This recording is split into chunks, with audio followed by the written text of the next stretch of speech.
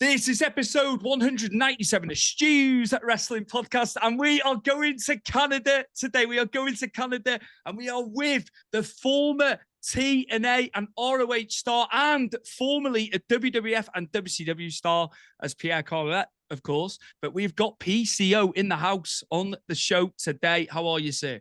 Very good. Yourself? All good, all good. PCO, I know you've been asked about a sledgehammer to a digital media title at GCW, but I just want my viewers and listeners to know, if they're not up to speed, what happened and why you did that. Because I thought it was a work. I didn't think it was a shoot when I first saw it. And many people know he meant to do that. I thought it's just part of the show. This is me being me. It wasn't part of the show. That was how you felt about the predicament with TNA, wasn't it? Yeah, I mean, 99.9% of all the fans or people or insiders or journalists thought that it was a work. So it's kind of funny. It's kind of good too. I mean, it just goes to show you that let's say inter-promotional stuff would work. You know, it would have been a great angle if it was one. Would have been awesome. And I thought it was pretty creative anyhow. But no, like you just seen recently on TNA that the president who was there for 1 year in function stepped down and went back to Anthem. So it doesn't mean he's not going to supervise everything, but I don't think he knew a lot about the wrestling business. Maybe he had sold shows from WWF to other stations before, but it's working in an office and selling a wrestling show to a different TV station has nothing to do with running a day-to-day wrestling organization. So I don't think he knew really what he was doing. And it's nothing against the guy. It's just that you cannot learn everything in 1 year. And if you never laced up a pair of boots or anything like that, if you haven't been putting up the rings or setting up chairs, and now I've done it all, referee or wrestled or book or being an agent or any or all of the above. I mean, it's just hard, to run a wrestling company. And I think it's the same thing for the vice president. He's learning as he goes, So big wrestling fan doesn't necessarily make a great creative guy or bosses or things like that. And so my situation was, I'm talking about that because I think yesterday, like 3 of them got released from the office. And so there's a lot of changes, so it must be for a reason. And I felt like they mishandled my situation big time. Because I had a deal on 3 or 4 different occasions, 3 or 4 different deals where we shook hands and everybody seems to be happy. And the word was strongly like, we really want to keep you. And when they hired some people that they let go, I don't want to say names. I don't want to get heat with anybody.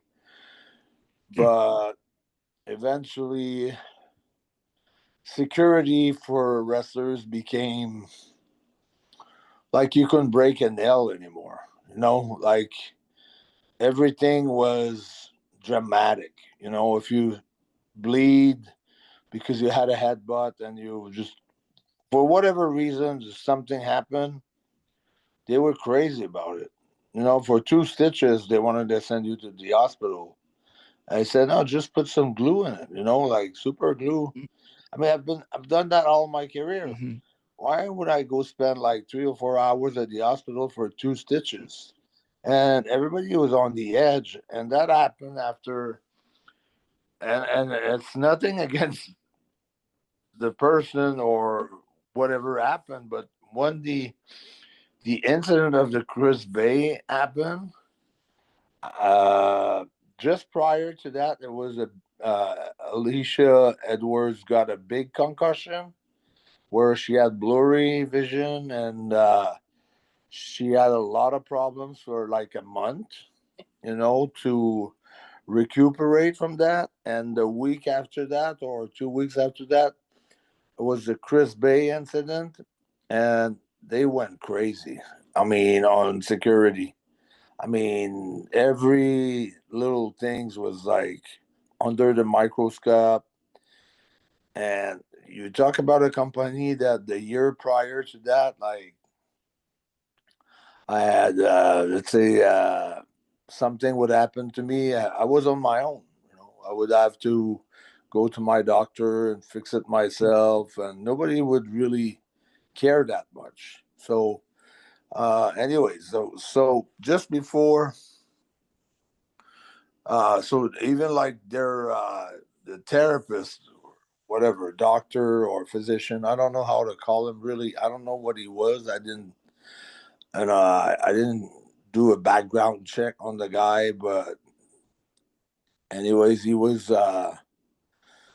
taking his role more seriously after those incidents than he was like previously to that. He was basically there to when he got hired, he was given like if you had like pain in the back or shoulder or something like that, he would massage the guy and try to help them with you know uh, getting back in without pain, or just working on people like that. And then he became like the real doctor of the company. Maybe he had the credential for that. I don't know.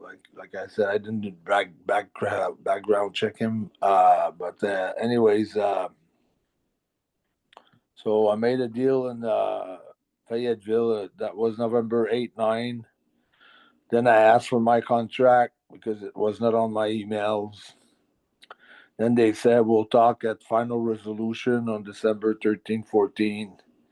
Then on the 13th, they made me an offer. I said no. So I made another deal to extension until I could drop the titles on in San Diego on the first TV, live TV show from TNA. And and then the next day we made another deal for a full year. Uh, that we're both sides were happy, and we shook hands, and every time it was like a good handshake with like when you look someone in the eye, and it's like to me that's the contract. When things are like that, it's a contract. And they said it was done and everything, so I went on and I wrestled, and I had a concussion, and I never seen people panicking so much for concussions. Like they were like very excited, like they thought it was super dangerous. They lost their cool, they lost their calm. There was nothing so serious about it. You're out for a little while, and you come back, and everything comes back to you. So they forced me to a CAT scan. They said, put it on your credit card, we'll reimburse you. I got to the hospital. I was on my own. Nobody came with me. Nobody took care of anything. They didn't give me a business card in case they wouldn't because they wouldn't take my credit card, because every hospital was different. Uh, and most of the hospitals in the States, they don't have it's like a menu at McDonald's. They don't have like, okay, CAT scan, it's that much, and the ER is that much, and the whatever ambulance is that much. So all the bills are coming like 4 or 5 weeks after, and you don't know. It could cost $10,000, $20,000, $5,000. You never know. And usually you have like insurance company dealing with the hospital in the states because that's how it is. It's like they come up with a high price and then they get deal and then they lower their price and then finally they have an understanding. So I was left alone with dealing with all that, which I thought was pretty cheap. So a cheap move. So that was the Mm. 14th, and also I came out of my result of my CAT scan. I sent them to the president and the vice president. I sent my results, took pictures of my CAT scan, which was like they did my head, my neck, my cervical, my spine. Everything came back like A1. Like was nothing damaged. And on the December the 19th, the Zoom called me to say that the deal was off the table. So I said, yeah, but we were supposed to extend for. I still got the titles, and they said, well, maybe we could still you could still come to San Antonio, and then we would pay you your rate. But I said, you're just everything you said to me so far has been a lie. I mean, in that part, since November 8th. But I saw the red flags when I did the Samiversary in Montreal, when we had that record assistance for TNA history under the Anthem umbrella. So since Hulk Hogan in 2012. And because I was on a day-to-day operation with them for everything, uh, promotional stuff, budget for radio or TV or uh, posters or flyers or getting people to do stuff. And so everything was upside down, very unorganized, Mm. and very. I was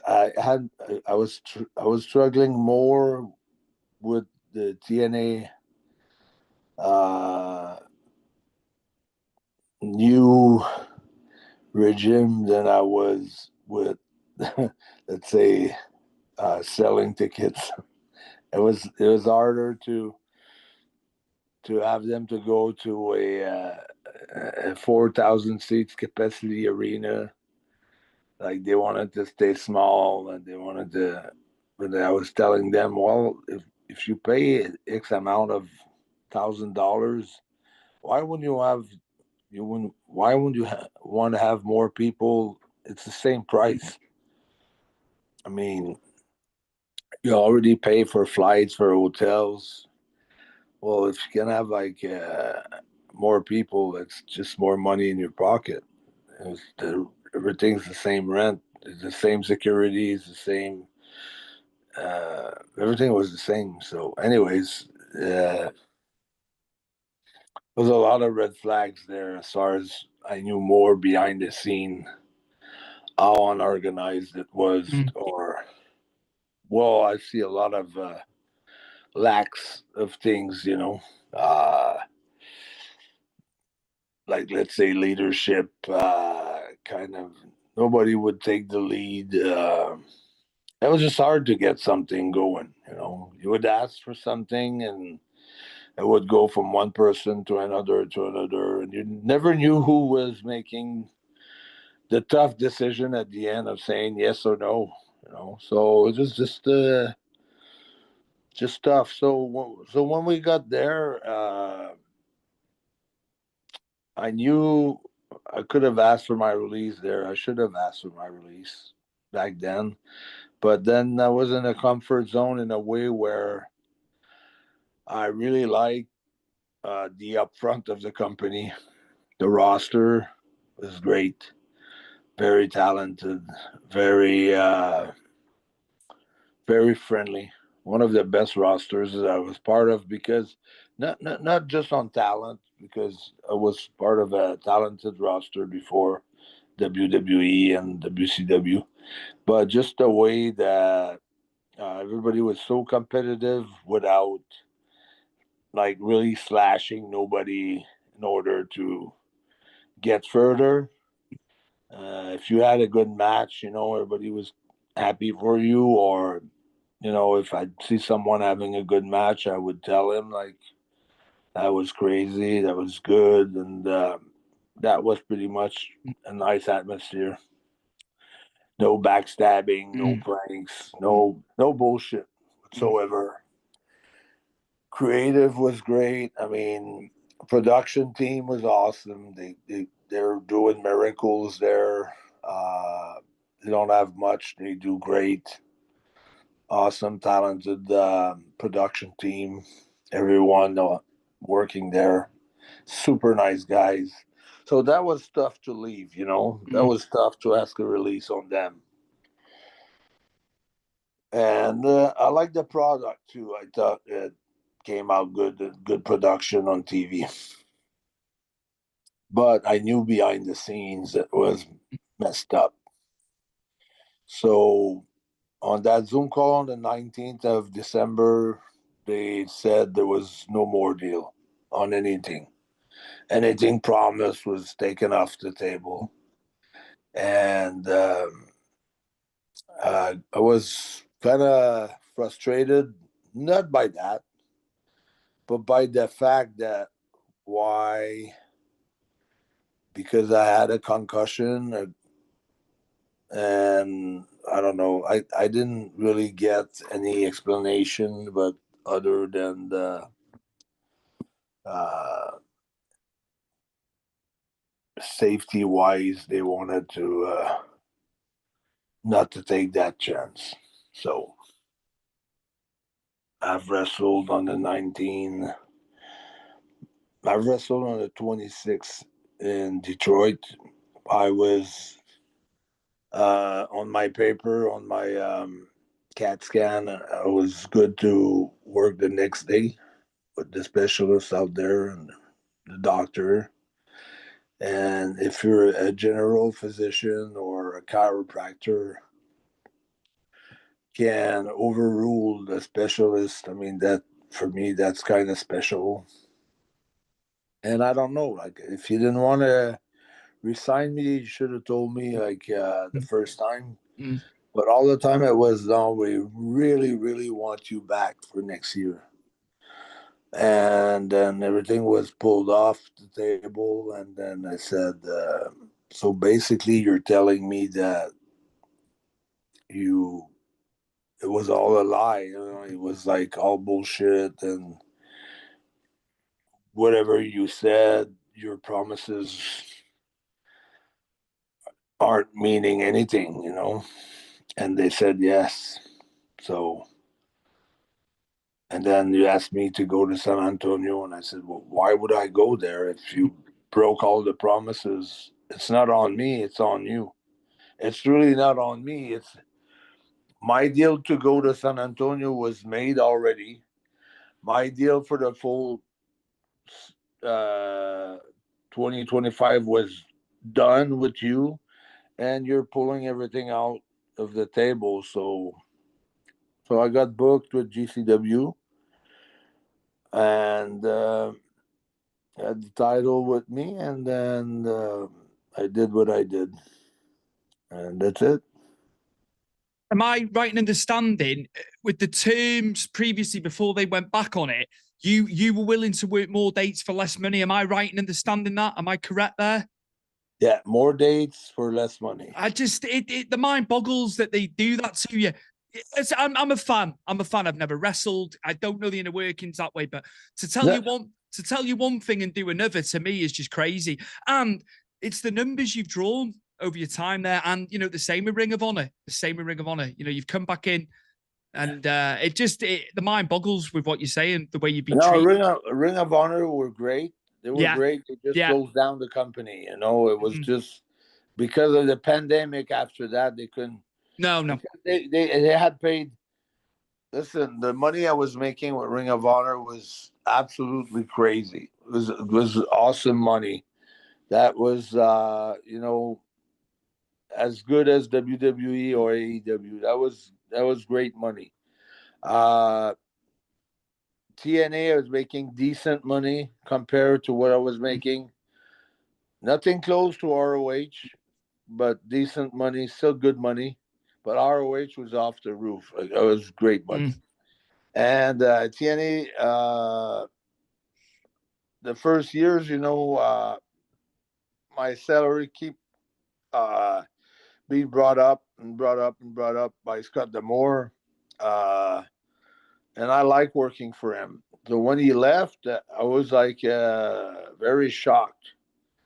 And there was a lot of people talking that they were going to leave because Scott wasn't there anymore, and Scott was the architect and had built this team, had built the production, had built like had put everybody in position for 2024. So when the new management came in, they ran on Scott's gas, and I feel like right now they're struggling a little bit more, you know. So, but we'll see the rest of the year how it's gonna go. But uh, I think I think it's tough for them, Absolutely.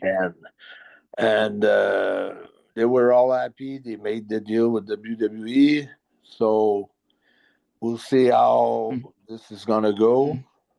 Because, like I said, for WWE, everybody's a come from the wrestling world, you know. So whether it's Triple H or Sean or anybody out there, you know, they know the business inside out. So to deal with people that to deal on the same level with people that don't have that experience, sometimes it might be hard for it will be hard for them to do, I think. And I don't know how TNA will benefit other than having free talent from WWE coming in. So that's going to lower their amount of money that they're going to spend. And because if you have 5 or 6 talent of NXT come in every week, it's 5 or 6 guys that you don't have out of your payroll, basically. Or if you have a ring announcer or whatever the deal is. But yeah, so I think they were looking more like at saving money as a goal, and lower their expenses and trying to upgrade their viewerships and their crowds. But they roll on the WWE setup the way they do things, but they don't have the same experience. They don't have the people enough people to roll big like that. They're not at the same level yet, so they can't copy that blueprint because they're not at the same level. So, and also I want to correct, it's not more date for less money, but it was less date for less money.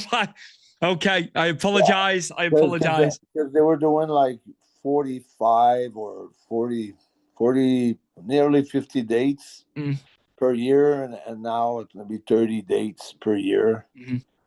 And so I said, yeah, I'm going to lower my salary. So,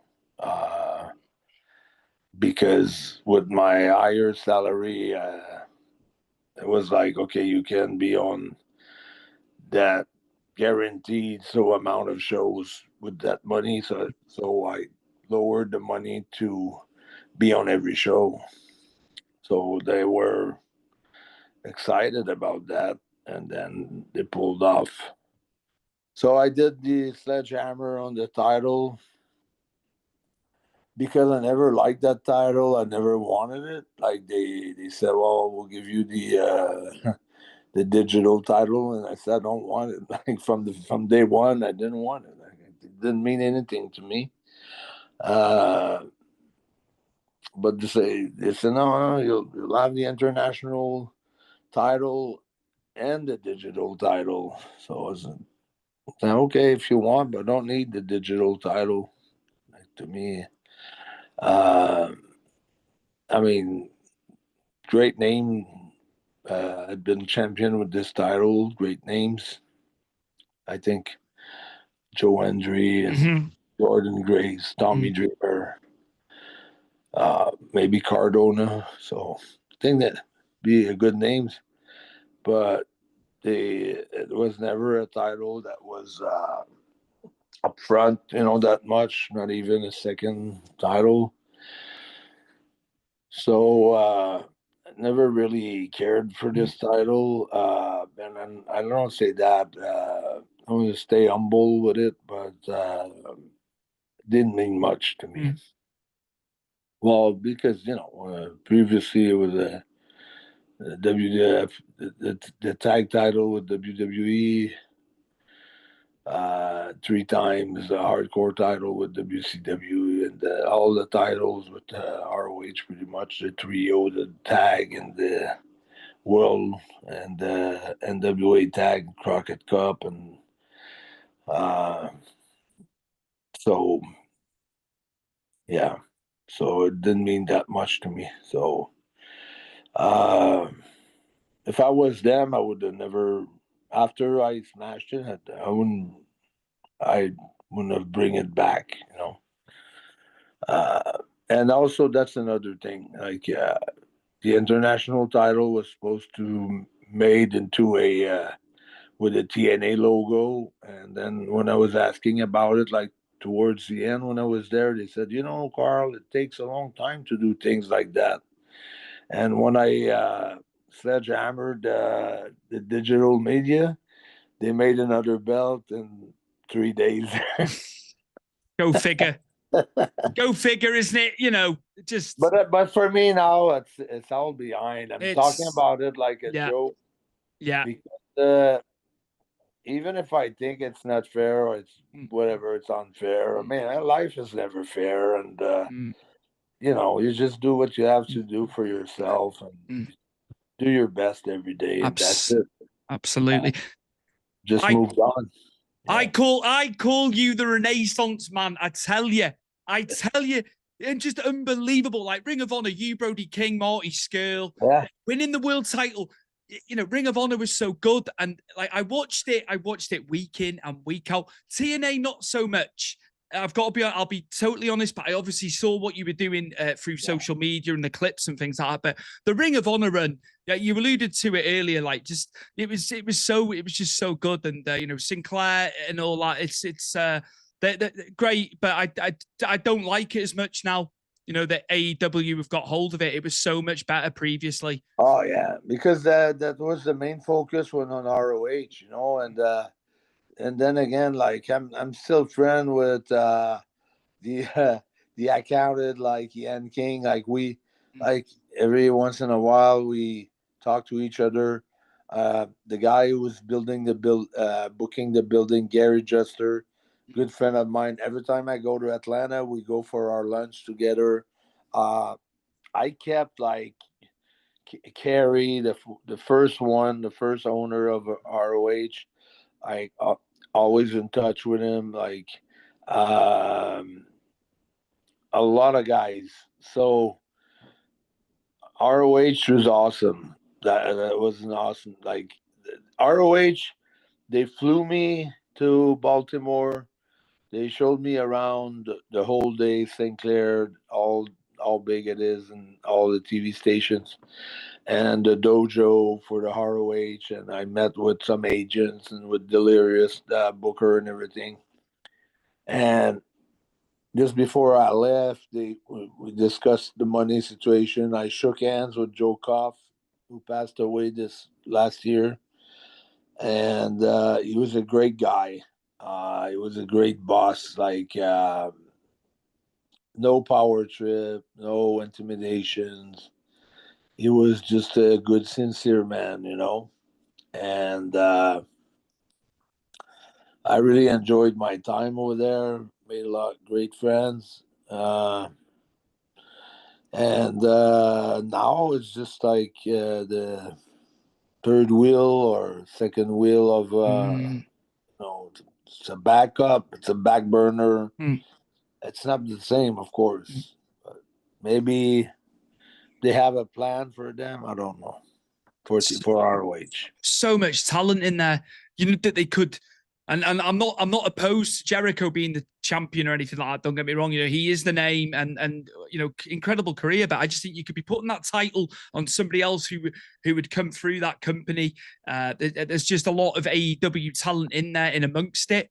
It's a mixed up, yeah. A lot of the ROH guys they he, jumped in on AEW. Yeah, I know. I see what you Carl, say. Carl, I couldn't book. I'm a fan. Do not get me wrong. I'm not one of these ones that will go online and start nitpicking about what's going on because I couldn't book. Then I wouldn't know the first thing about it. But it's people online, well, and my argument is, well, the fans, well, you go and book the show then. Yeah. You know what I mean? Because they wouldn't know. They wouldn't have a Scooby.